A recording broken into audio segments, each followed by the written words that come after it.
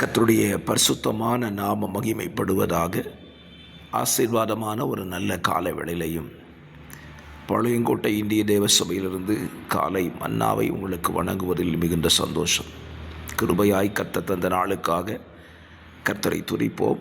இந்த நாளுக்கான தியான அதிகாரம் 1 ராஜாக்கள் 18வது அதிகாரம். இந்த அதிகாரம் நம்ம எல்லாரும் அறிந்திருக்கிற ஒரு முக்கியமான சம்பவம் நடைபெற்ற அதிகாரம். இஸ்ரவேல் ஜனங்கள் மத்தியில் தேவன் யார் என்பதை நிரூபிக்கும்படியான தேவன் செய்த ஒரு காரியத்தை தான் இந்த அதிகாரத்தில் நீங்கள் வாசிக்க முடியும். சொந்த ஜனத்திட்டையே நான் தான் தெய்வம் அப்படி நிரூபிப்பதற்கு அவர் ஒரு முயற்சியை எடுக்கிறார். பல நேரத்திலையும் நம்ம வாழ்க்கையில் அப்படி தான் இருக்குது. நம்ம ஆராதிக்கிற தேவனை நாமே நம்புவதற்கு அவர் சில காரியங்களை நம்ம வாழ்க்கையில் செய்ய வேண்டியது இருக்குது. அதற்கு காரணம், நாம் தேவ ஜனங்கள் என்று சொல்லி கொண்டாலும் தேவனை விட்டு விலகி உலகத்தை நோக்கி உலகத்தில் உள்ளவைகள் நோக்கி செல்லுகிறதுனால அவர் மனம் பொறுத்து கொள்ள முடியாமல் நம்மை அவர் பக்கம் திருப்புவதற்கு ஏதோ ஒன்றை செய்கிறார். அப்படித்தான் இஸ்ரவேல் ஜனங்கள் வாழ்க்கையிலே காரியத்தை செய்திருக்கிறார். இஸ்ரவேல் ஜனங்கள் தேவனை விட்டு விலகி பாகாலை சேவிக்க தொடங்கி பல ஆண்டுகளாயிற்று. தேவன் எவ்வளவோ தடவை அவர்களுக்கு எடுத்து சொல்லியும் அவர்கள் அதை கேட்கவில்லை. ஆகாப் ராஜாவின் நாட்களில் அதிகமாய் விக்கிரகங்களை வணங்க ஆரம்பித்தார்கள். அதற்கு காரணம், ஆகாப் திருமணம் செய்திருந்த பெண்ணானவள் அவ்வளவு விக்கிரக ஆராதனைக்காரியாய் இருந்தாள். ஆகவே அவள் தெய்வங்களை வணங்க தன்னுடைய கணவனையும் கட்டாயப்படுத்தி தன்னுடைய தேசத்தின் குடிகளையும் அதற்கு உள்ளடக்கிவிட்டார். இஸ்ரவேல் ஜனம் பாகாலை சேவிக்க தொடங்கிவிட்டது. இப்பொழுது தேவன் நான் தான் தெய்வம் அப்படிங்கிறத நிரூபிக்கிறதுக்காக எலியா என்கிற தேவ மனிதனை பயன்படுத்துகிறார். பாருங்கள், காலவளை உங்களுக்கு வாசிக்கும்படியாக எலியா சொன்ன ஒரு வார்த்தை. என்ன வார்த்தை பாருங்கள்.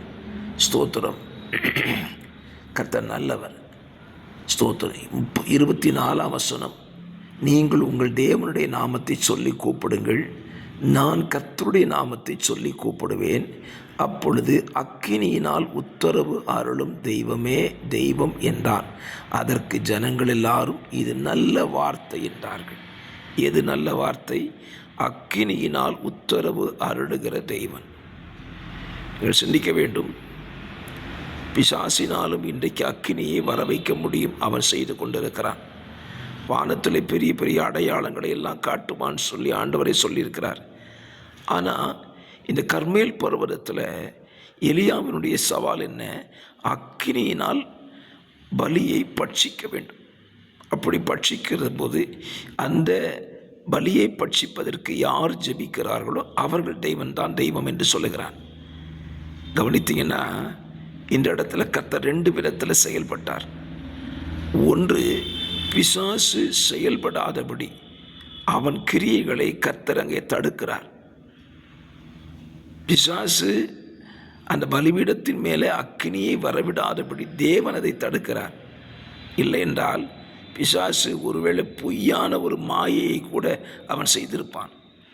கர்த்தர் முதலாவது பிசாசின் கிரியைகளை தடுக்கிறார். இரண்டாவது, தன்னுடைய கிரியையை வெளிப்படுத்துகிறார்.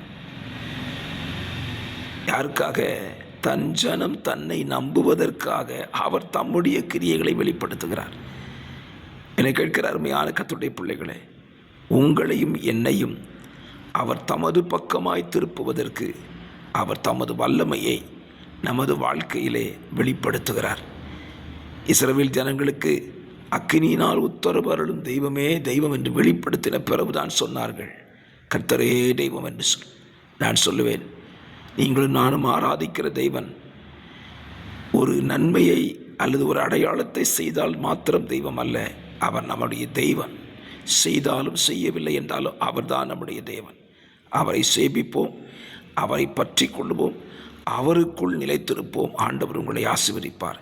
பரிசுத்த பிதாவே, இந்த வார்த்தையின்படி நீரே தெய்வம் என்பதை அடையாளங்களினால் அல்ல, விசுவாசத்தினால் அதை நம்ப உதவி செய்யும்.